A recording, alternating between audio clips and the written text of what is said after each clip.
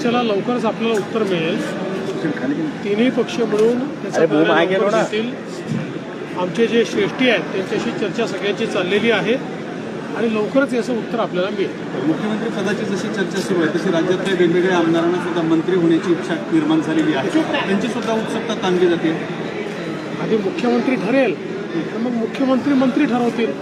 त्यामुळे मला असं वाटतं की आधी मुख्यमंत्र्यांची वाट पाहावी, त्यानंतर मंत्र्यांची पण जी काही नावं आहेत ती आपल्याला लक्षात येतील. ईव्हीएम वरून विरोधी पक्ष आता जन आंदोलन सुरू करत आहे. वेगवेगळ्या पद्धतीचे केसेस करायला आदेश दिलेले शरद पवार असतील सगळ्या पक्षांना. याचं उत्तर हे काल सर्वोच्च न्यायालयाने दिलेलं आहे आणि सर्वोच्च न्यायालयाने क्लिअर कट सांगितलं आहे की तुम्ही हारले की ईव्हीएम वाईट ही पद्धत बंद करा. ईव्हीएम टॅम्पर प्रूफ आहे, ईव्हीएमची पद्धत चालूच राहणार आहे हे सांगितलेलं आहे.